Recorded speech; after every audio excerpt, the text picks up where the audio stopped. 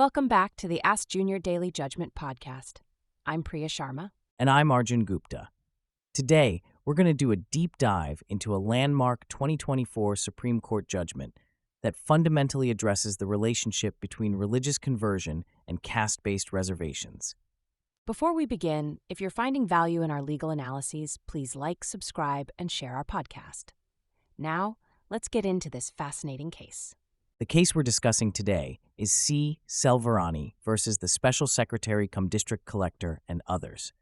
Priya, what makes this case particularly significant? Well, Arjun, this case touches on multiple complex issues: religious identity, caste status, constitutional rights, and the integrity of our reservation system. Let's start with the background story. Yes, and it's quite interesting. Our protagonist, C. Selvarani, was born in 1990 in Pondicherry. Her father originally belonged to the Valuvan caste, which is recognized as a scheduled caste, while her mother was Christian by birth. Something crucial happened when Selvarani was just 3 months old. She was baptized at the Lourdes Shrine, Villaner. This early baptism would later become a central point in the legal controversy. Here's where it gets interesting. Throughout her education, Selvarani received benefits under the Hindu Adi Dravida quota. She even had a scheduled caste certificate. But when she applied for an upper division clerk position in 2015, things got complicated. Let's pause here and explain why this created such a legal conundrum. Under the Constitution, Pondicherry's Scheduled Castes Order of 1964, there are 2 key requirements for claiming SC status. What are they, Arjun? First, you must belong to one of the listed castes, in this case Valuvan caste. Second, and this is crucial, you must profess either Hinduism, Buddhism, or Sikhism. Christianity is explicitly excluded because it doesn't recognize the caste system. Let me give our listeners an analogy to understand this better. Imagine you're a member of an exclusive professional association that requires specific qualifications. If you voluntarily give up those qualifications to join a different profession, you can't continue claiming membership benefits from your former association. That's a great analogy. And here's another way to think about it. It's like trying to claim alumni benefits from 2 different universities while claiming to be a full-time student at both. The system simply doesn't allow such dual status.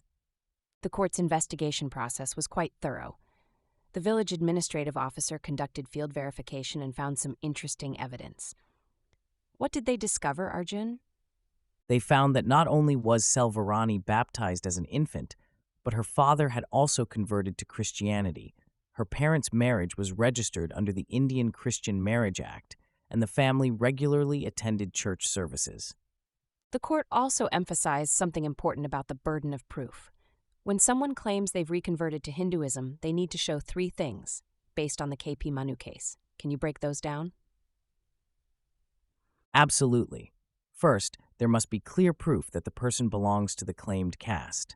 Second, there needs to be evidence of actual reconversion to the original religion. And third, this is crucial, there must be acceptance by the community. The court made a fascinating observation about the nature of religious conversion. They said that when someone converts to Christianity, they don't just change their religion. They step outside the caste system entirely. Yes, and this leads to an important question. Can someone maintain a dual religious identity? The court's answer was a clear no. Let's discuss the constitutional aspects. Article 25 guarantees freedom of religion, but the court found that using religious identity strategically for reservation benefits amounts to constitutional fraud. Can you elaborate on this, Arjun? The court essentially said that while you have the freedom to choose your religion, you can't cherry-pick elements of different religions for material benefits. It's like trying to play for 2 competing sports teams simultaneously. It violates the basic integrity of the system. The judgment also addressed the specific process of reconversion. What did the court say about how someone could properly reconvert to Hinduism? The court mentioned several acceptable methods: going through the Arya Samaj, making a public declaration, or following specific community practices. But importantly, mere claims of following Hindu customs while maintaining Christian practices weren't enough. This brings us to a broader question about the purpose of reservation policy. The court emphasized that reservations are meant to address historical social inequalities, not to be used as a tool for convenience.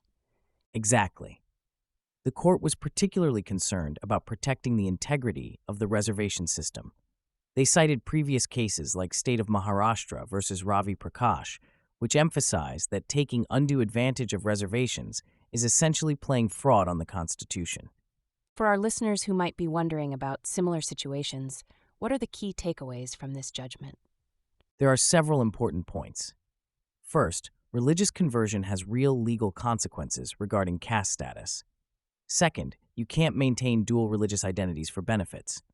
Third, reconversion requires formal evidence and community acceptance, not just personal claims. This judgment also has broader implications for how we think about identity and benefits in our constitutional system.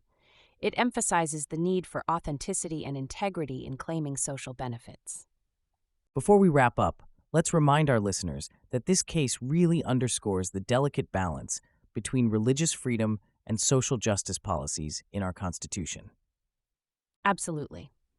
And this brings us to the end of today's extended analysis. We hope our listeners found this detailed breakdown helpful in understanding these complex intersections of law, religion, and social policy.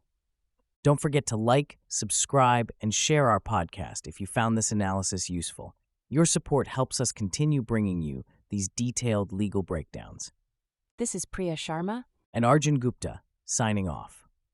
Thank you for listening to the Ask Junior Daily Judgment podcast. See you in our next episode, where we'll tackle another fascinating legal judgment.